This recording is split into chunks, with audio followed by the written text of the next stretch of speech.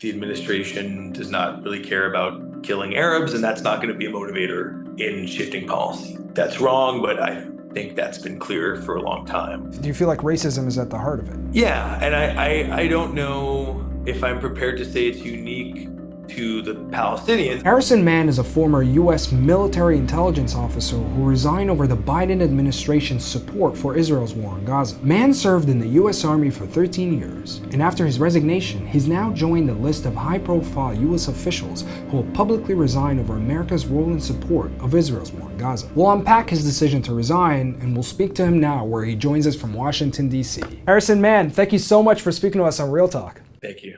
Thanks for having me. Harrison, I want to start at the very beginning. I mean, obviously, this is the question that everybody's been asking you, your decision to resign and the reasons behind it and all that.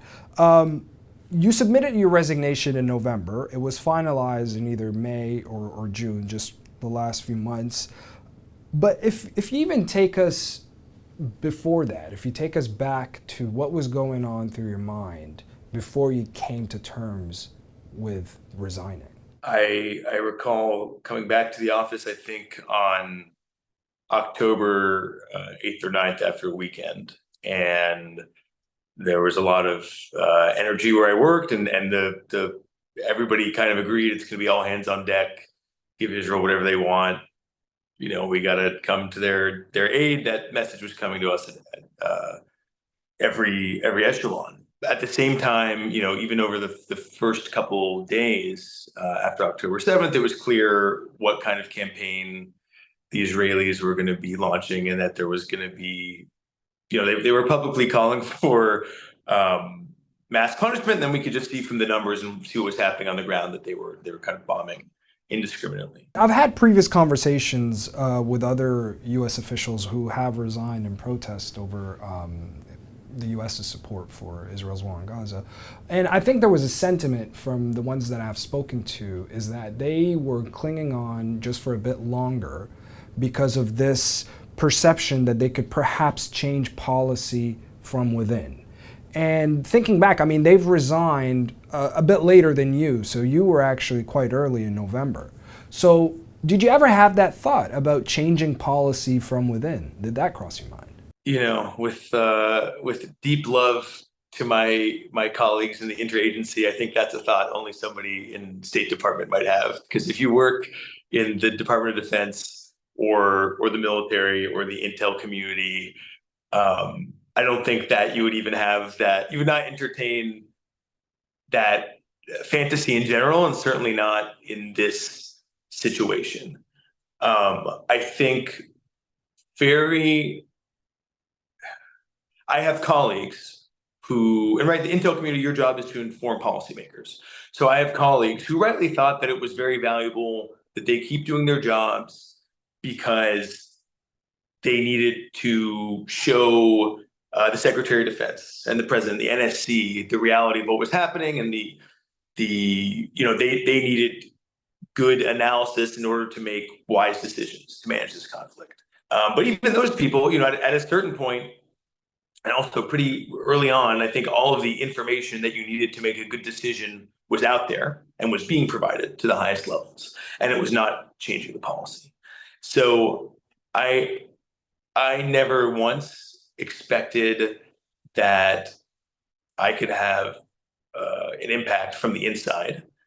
And, you know, even my entire office where I worked, it was clear also early on that even if all of these people were working hard and doing their due diligence to functionally ring alarm bells about the consequences of our policy, that was not going to change decision making either. Who did you confide in during that time? I mean, is there somebody that you went to from family or friends or even colleagues to kind of speak about these thoughts that you were having?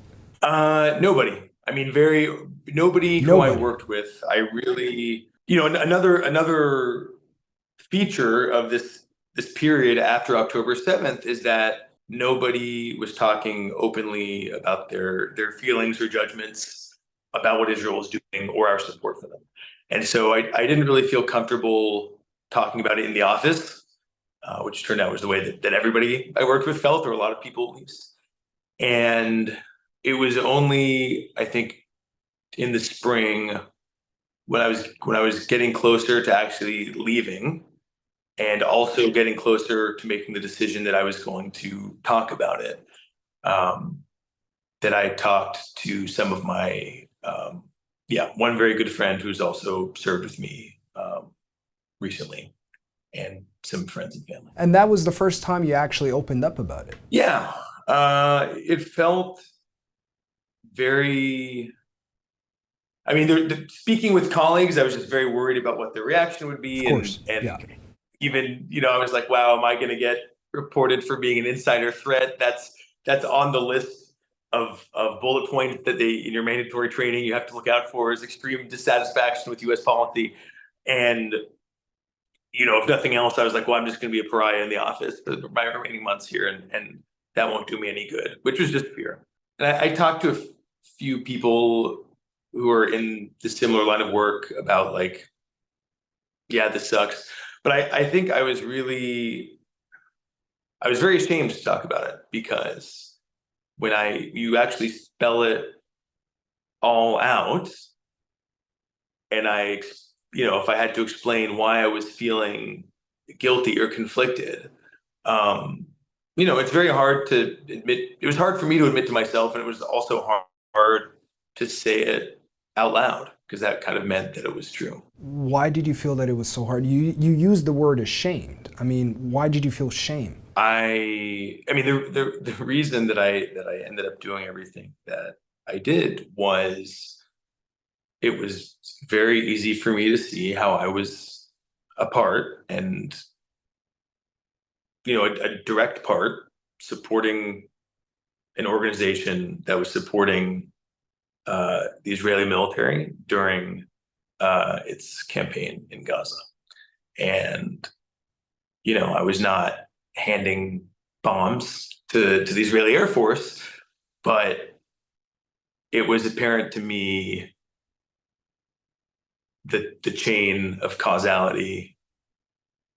And I did not have an important job, but from my work to supporting this process, to supporting another function that enables Israel to continue slaughtering a lot of people in Gaza.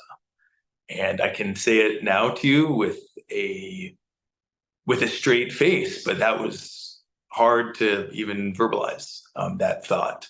When you did eventually speak out to your friend, what was their reaction? What did they tell you? He was quite supportive, and this is somebody who I've known for a while and who I trust.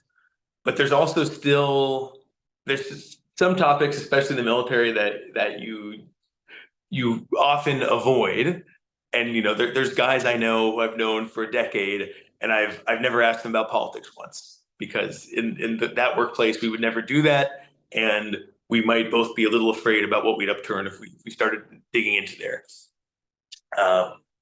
And this was a similarly politicized topic. It's one of the reasons nobody was talking about it really anywhere in, I think, the IC or DoD. So I didn't quite know what I was going to get. But he was really supportive, and he understood.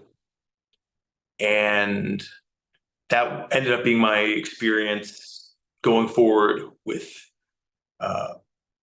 pretty much everybody who reached out to me or who I talked to about this, is that a lot of people felt the same way, and also it felt they could not talk about it today. But why do you think that is? Do you think that there was a culture of fear inside the DIA? Yeah, and again, I don't want to make it sound too deliberate. I think separate from Israel, and these institutions, the culture is you don't discuss politics, and this everybody understood.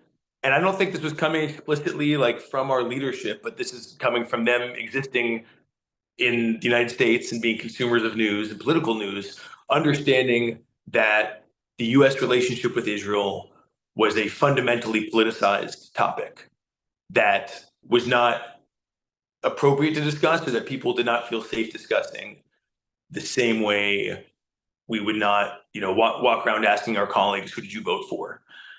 But part of that, right, part of understanding the politicization of that topic is the sense that this is not a topic that it's okay to dissent on, or even, even in water cooler chat in the office, Right. where analysts would routinely, they talk about why something, our relationship with another country was dumb, or some other partner in the region, why they were doing something that was clearly a bad idea. So I think it was a largely self-enforced culture, and I'm sure of that now because after I sent my letter around the office, and that started finally some conversations there, and my friends who are still there tell me, yeah, now people are talking about it a little more openly, and have broken through that fear. Can you tell us about your position? I mean, you were saying a few minutes ago that you weren't responsible for policy, or you weren't handing out bombs to the Israeli army. Yeah. But if we can understand the nature of your position and the nature of the work you did, I mean, you were an executive officer at the Defense Intelligence Agency, the DIA. So what does that entail? I mean, I think in the DC world, my job would probably be better understood as like a special assistant or something. I was basically the assistant to the official who was in charge of all analysis and a lot of other programs related to the Middle East and Africa for the agency. And he ended up also being the person in charge of the crisis response cell that was formed after October 7th, to handle everything related to first the Israel-Gaza war, and then the pan-Middle East crisis that sprouted out of that. That included responsibility to inform our own policymakers and to also cooperate with American partners and allies. I supported everything that he did, and a lot of the project and work that the center did, which is about 400, 500 people, in support of U.S.-Israel policy. I want to read just a part of the resignation letter that you shared publicly. I know you touched on a bit of it right now, but I kind of want to get your reaction to hearing your own words being read to you. So in one part you said, "I was afraid of violating our professional norms, afraid of disappointing officers I respect, afraid you would feel betrayed. I'm sure some of you will feel that way reading this." And what was going on through your head when you were writing that? I know you expanded on it a bit earlier, but just hearing it now.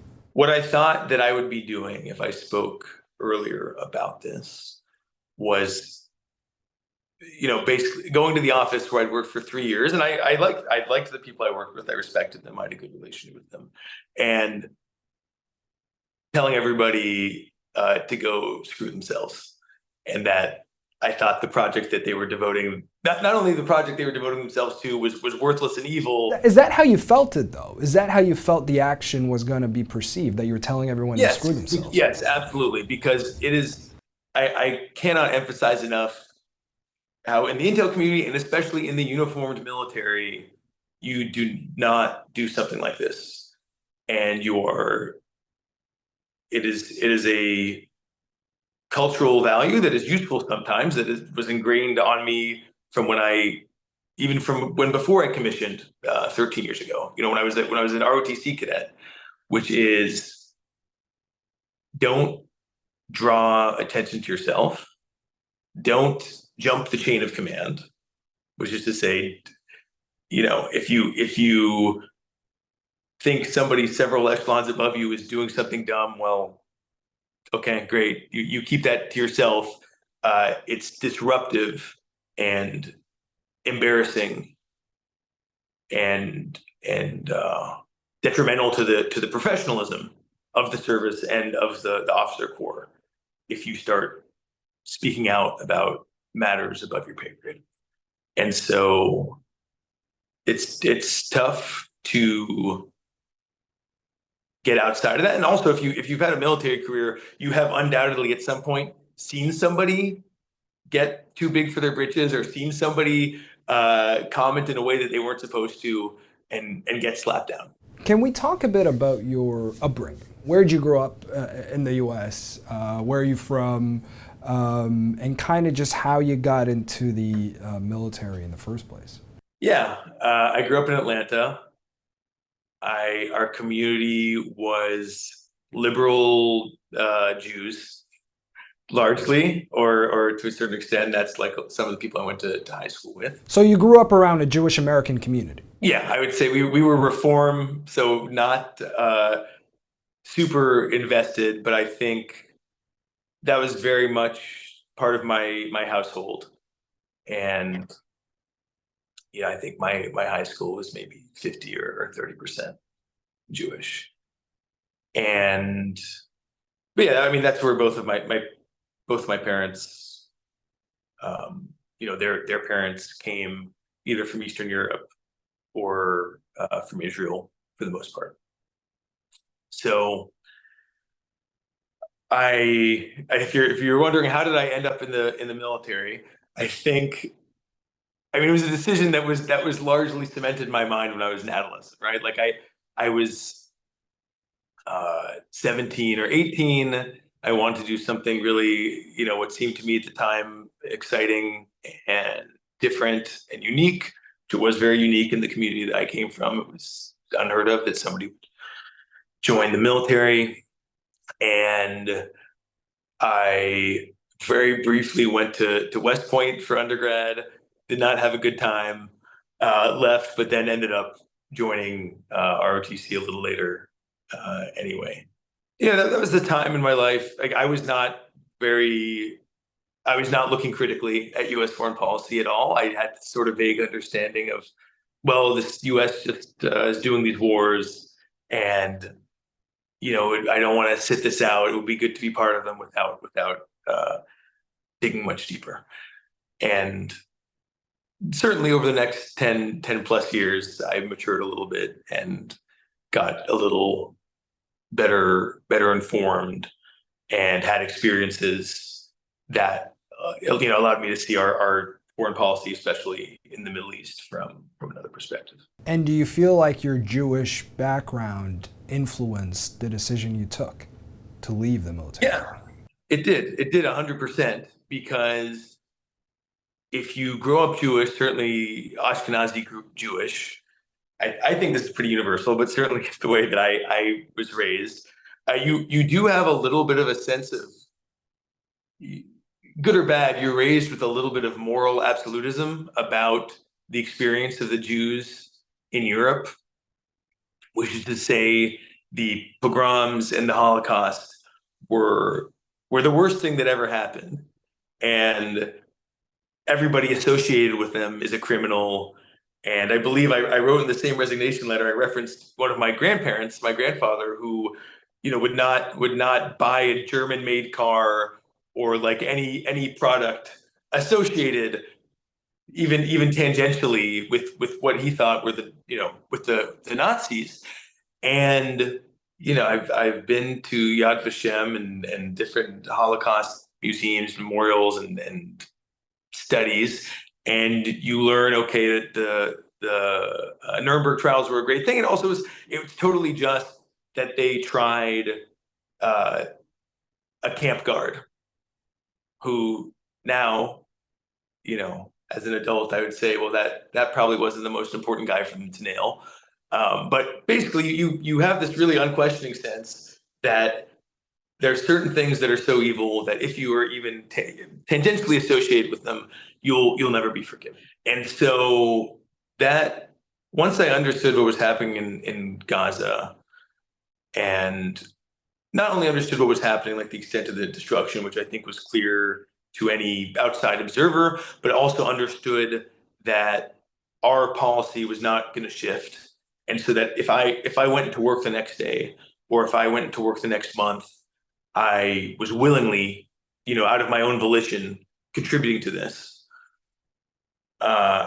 It was very easy to make the moral judgment. How do you think your grandparents would feel and would look at the decision that you took? They came from a generation of unquestioning support for Israel, and their lifetime memory is of European Jews as a vulnerable and victimized people, and that's what they were all staunch supporters of Israel.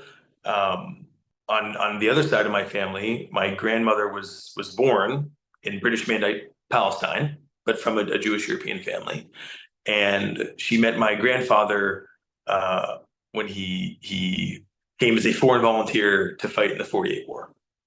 I would like to think that all these people who have all since passed would be proud of me for taking a stand, but I know they would need this explained to them because they came from a generation, and this is also my parents' generation to a certain extent, where you just never even heard criticism of Israel, and they would certainly have been old enough to remember, some of the worst crimes against Jews in Europe, and remember the founding of the state of Israel, which, if you were a Jew who received a very certain perspective on that event, also seemed like a miraculous occasion. And if I may ask, within your family right now, do you feel like you're in a position where you are getting support after you have explained your point of view, or do you feel like you're not getting support even after you've explained your point of view? I'm very fortunate that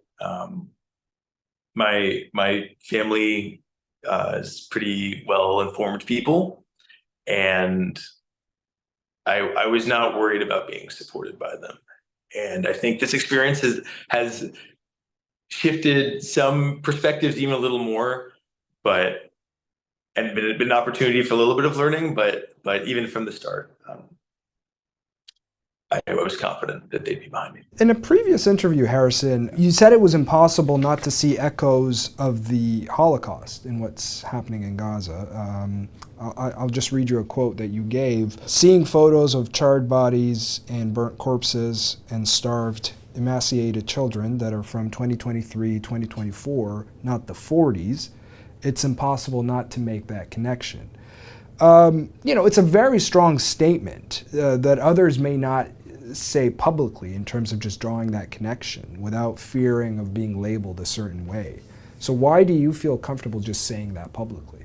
Yeah, well, I mean, I'm comfortable being somebody who hates Holocausts and is very affected by them. So that is the label I'll accept.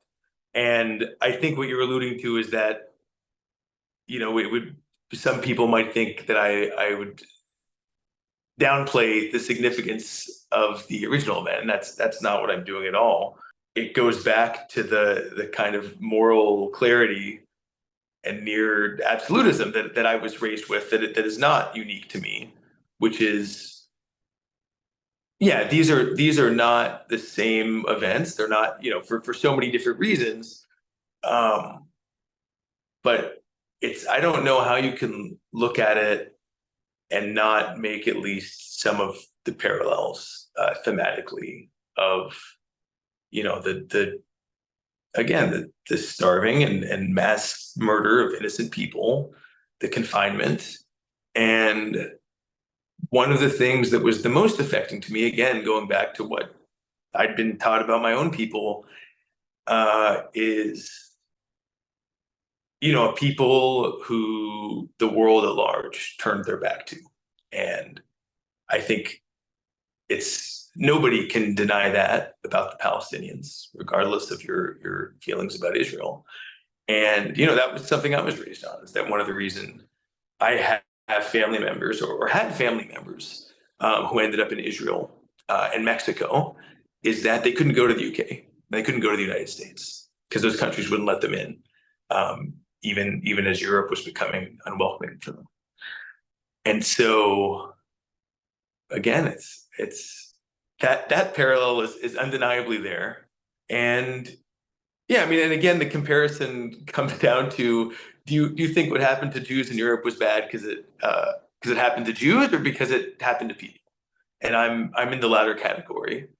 Not everybody is, unfortunately. That's not everyone's takeaway from our experience. How would you describe what's happening in Gaza today? I mean, in your letter, you used the term ethnic cleansing when you were describing what was happening in the 40s.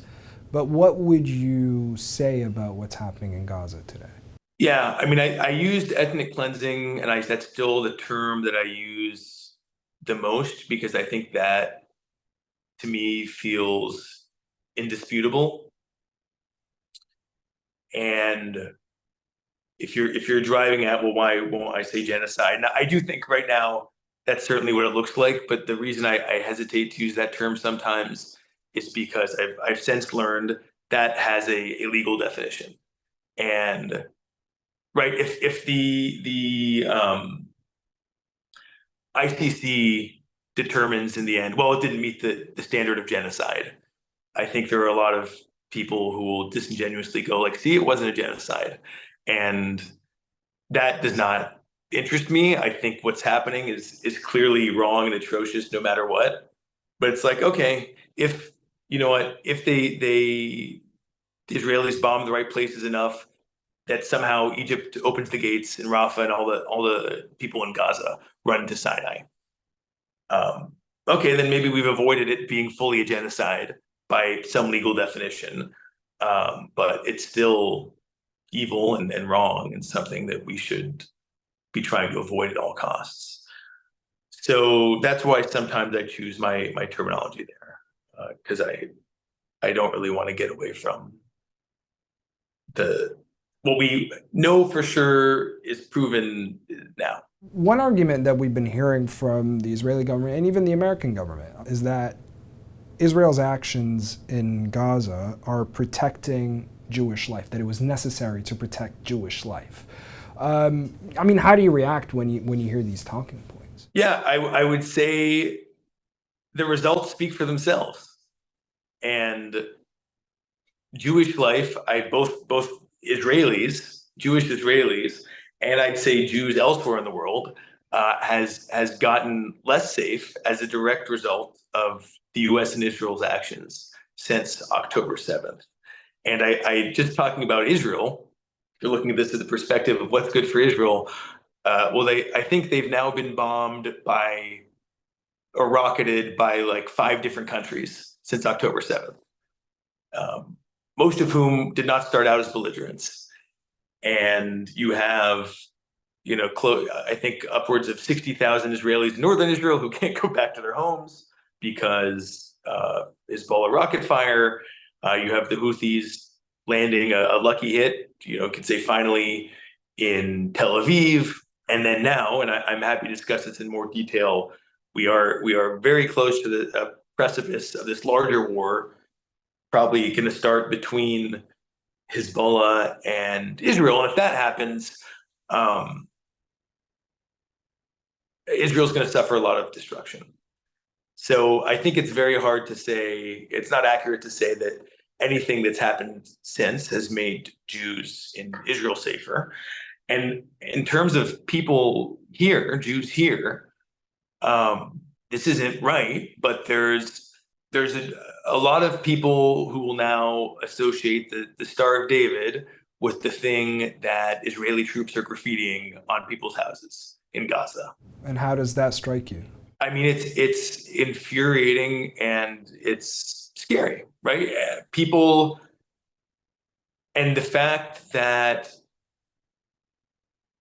forget what Netanyahu says, but American leaders and American Jewish leaders even from October were describing this as a conflict that was needed to protect Jews, not to protect Israelis or protect an ally, but we're doing this for Jews, which is of course the claim the Israelis always make, but it's jarring to hear talk like that from Chuck Schumer and from other American politicians. And so forging that connection in people's minds between what happens in Gaza and Jews around the world is incredibly dangerous. And most generously, it'll give existing anti-Semites cover for some level of action.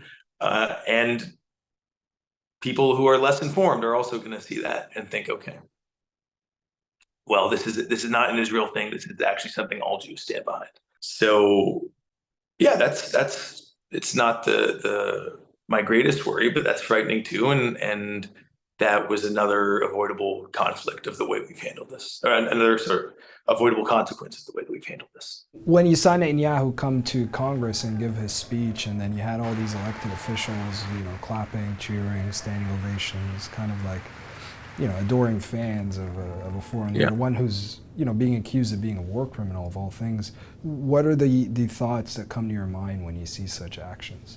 Yeah, and so I was actually at the Hill that day. Were you there? Okay. Yeah, so there was,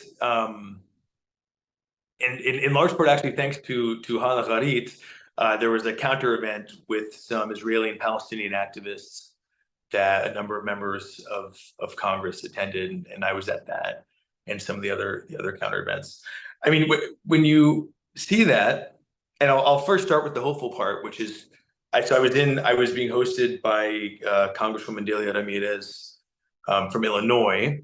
And in the morning, we'd seen that her and a couple dozen members had publicly announced that they weren't going to attend the event.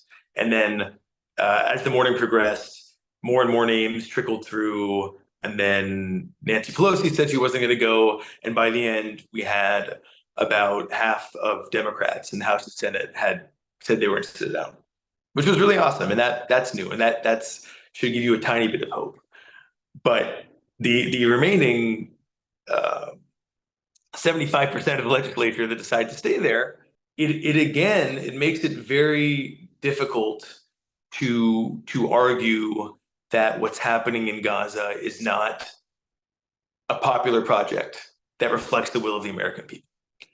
And I know that that's not true, but when you have most of our representatives up there engaged in this spectacle, that's, you asked, does this make Jews more or less safe?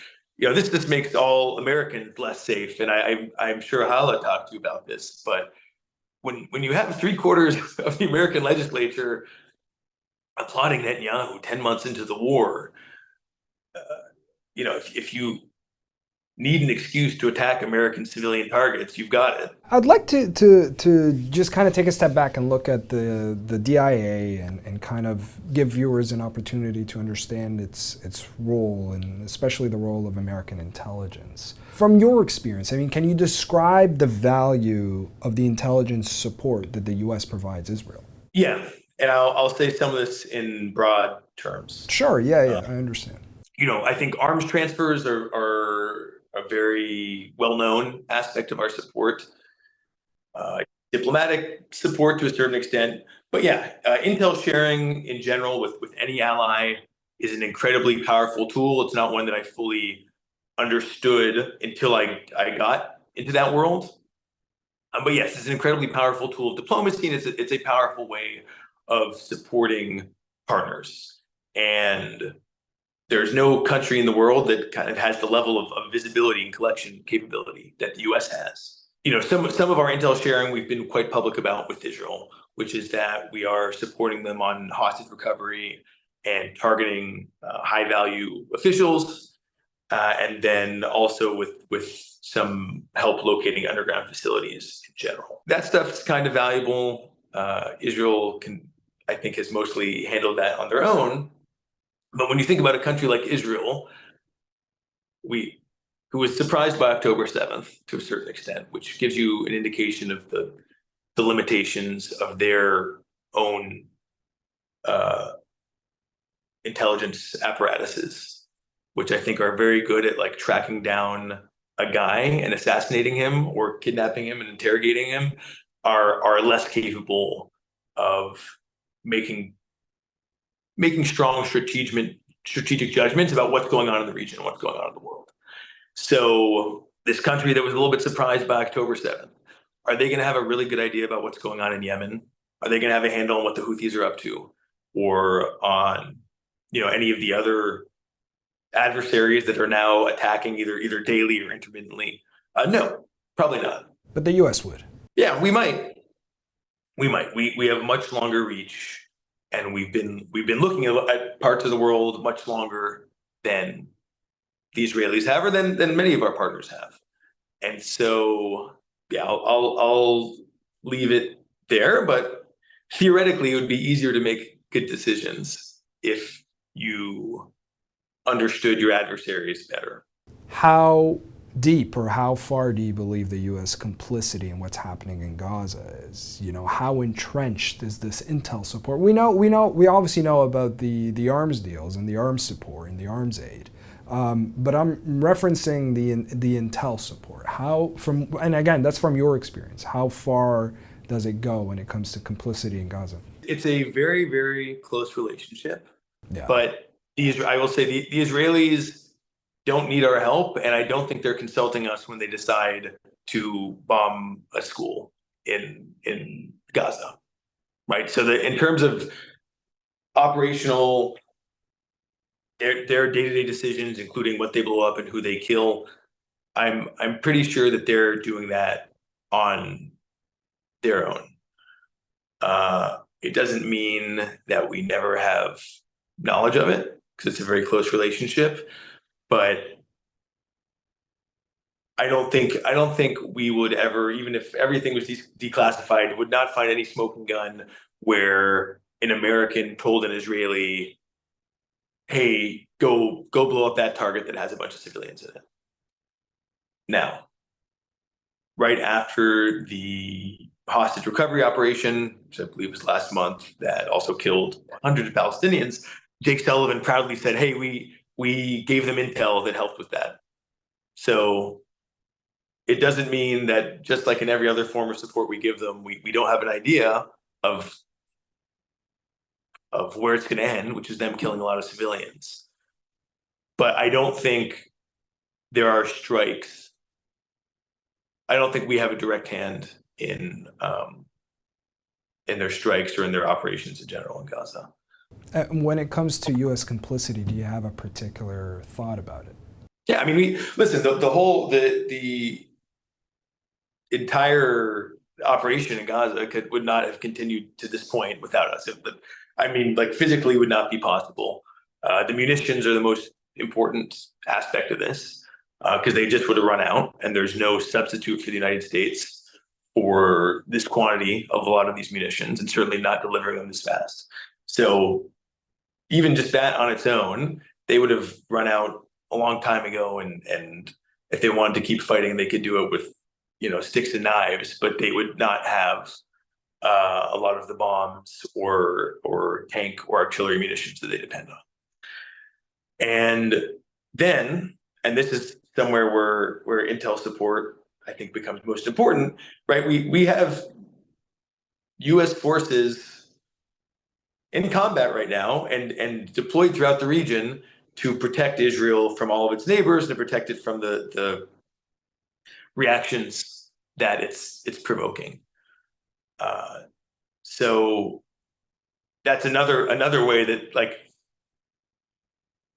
if we had not been fighting the Houthis on Israel's behalf for 9 months at this point, right, that means that Israeli assets would need to be defending southern Israel and shooting down the stuff that Houthis shot, right? And that means those are aircraft that can't be bombing Gaza, so they've got to be flying around Eilat looking for drones or missiles to shoot down. And, I think a lot of the intel support falls a little bit into that category, is we are making sure that they're not fighting in the dark.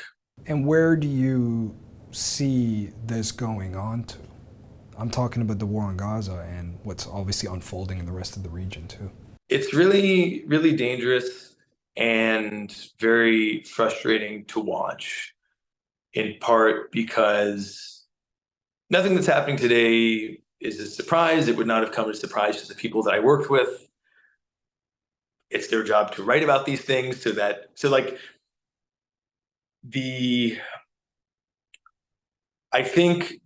this doesn't mean we should accept it, but I understood a long time ago that the administration does not really care about killing Arabs, and that's not going to be a motivator in shifting policy.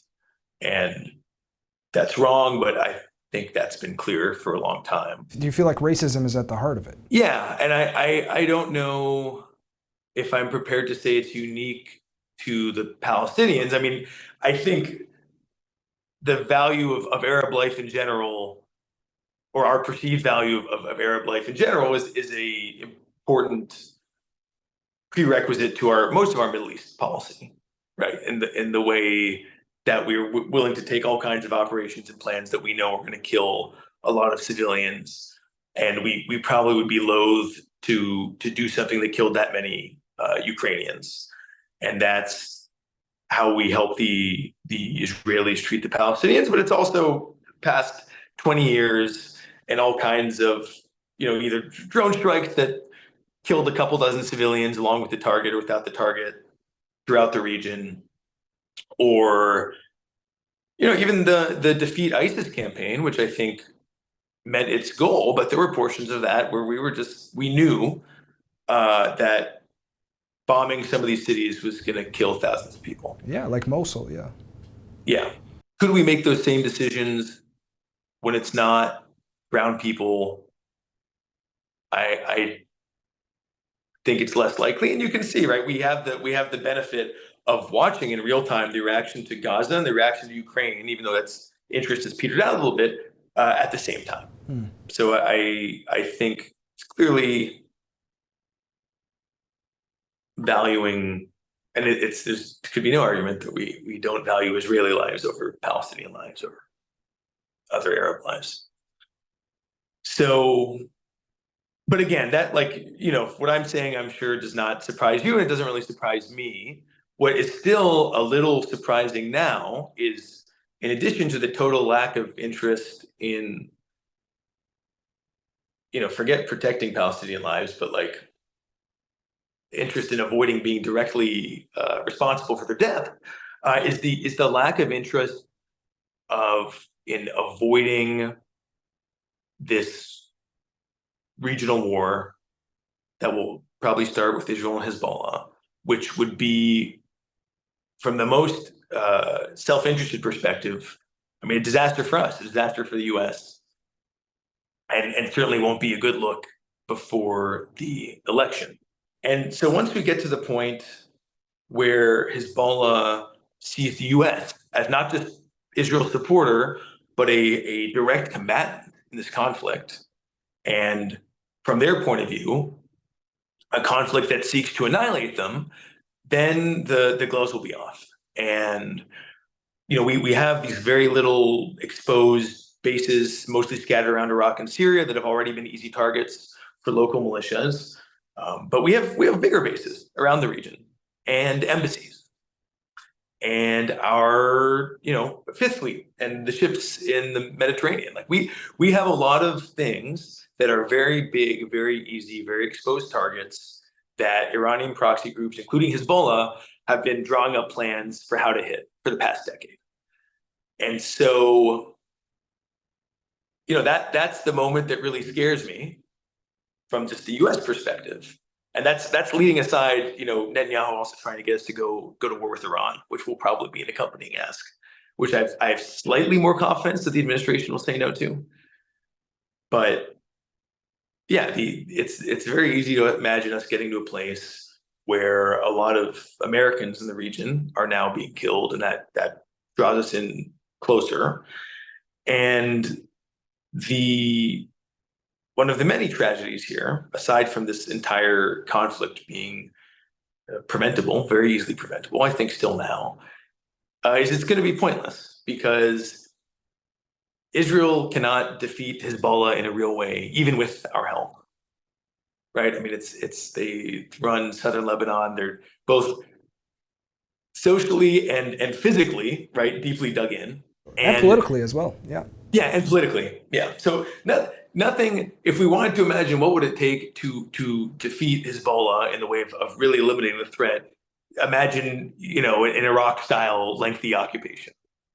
If you actually wanted to do it, which I don't think we're going to do. The Israelis are physically not capable of doing it, just in terms of manpower. So it's not going to achieve anything. And even if somehow the war doesn't spread to full spectrum conflict beyond the confines of Lebanon and Israel, it's going to be incredibly destructive, but it won't achieve anything, right? We will have done this big wasteful project for no reason. If it does expand, another really easy to hit target worth noting is going to be our partner's oil infrastructure in the region. which the Houthis have In hit the Gulf. before. Yeah. Yeah, in the Gulf. And I'm only mentioning this because if you want to link this back to how what we're doing now is a bad idea, not just morally and strategically, but also from an electoral perspective, is we are choosing a course of events that will shoot up gas prices right before the election. And I part of me thinks that the Gulf infrastructure will actually be safe because as this continues to heat up, or once it kicks off, I think we're going to see a lot more countries do, I think what Egypt has already announced, which is basically tell the US that they're going to have no part in it. And they want to be kept as far away from the conflict as they can. We've seen this a little bit earlier with some countries. I think it was in the news that the Emirates asked us to stop flying combat missions out of our bases there because they were afraid of what the Houthis were going to do to them. So, just another complicating factor with all this is that we're going to lose, I think, a lot of the airspace and basing that we've enjoyed in the region, which is not the most important consequence, but it's something we used to think about a lot where I worked. And one consequence of that means instead of launching strikes from the Gulf, we're going to be launching them on carriers, which again, it's been theorized are a famously large and easy to hit target. We've never put one up against like an asymmetric threat before that can swarm it with boats or drones. Or we're going to be flying strikes and operations out of our bases in Mediterranean Europe. And those can be targets too. Yeah, you're basically sounding the alarm of what could happen. Yes, I'm getting a little bit in the weeds, but the short answer is if we start this, we'll be up against an enemy that's much more motivated than us and has thought for a very long time about how they can hit our scattered and sometimes vulnerable military and diplomatic infrastructure. I want to circle back to you before we end our conversation here. You're a very young guy. You still have so much ahead of you. And the reason why I say that is that do you think about your career and future prospects? Do you think your public criticism of Israel will affect or limit career prospects for you in the coming future? Yeah, absolutely. I mean, in the near run, for sure, I have some hope that maybe this still won't win me any friends in DC, but 5 or 10 years from now, I will be able to say, well, even if it's only to win an argument at a dinner party, well, I was right about this back then. So listen to me now. But, there's also, this has introduced me to a lot of new people. You are now one of them, right, who understand what I did and support it. So that was something I was very concerned about as well, right? When I was making this decision, I was making the decision to publicize what I didn't, because I live in DC. I want to stay in that world, is that I'd become a persona non grata. But I've discovered that there's a lot of people, I wish there were more, but there's still a lot of people who are working hard with the means available to them to try and end this war and rationalize US policy in the Middle East in general. So my hope is that with their help, and people have been very forthcoming with their support, that I can continue to advocate and weigh in on this conversation as long as I have anything valuable to add. And my last question for you, Harrison, when you look back years from now on your decision, what do you hope the main takeaway will be? In addition to winning the arguments at the dinner table. Yeah, I'm not very optimistic. So at least I know I'll be able to say that when given the opportunity, I tried to be on the right side of history. But I hope more than that, I hope I'll be able to look back on this and know that I was one minuscule part of the pressure campaign that led to some change in how we treat the region, and specifically how we treat Israel and how we treat the Palestinians. And on that note, Harrison, man, thank you so much for speaking with us on Real Talk. I appreciate you coming on. I appreciate you taking the time to speak to us and share your experience. My pleasure. Thank you.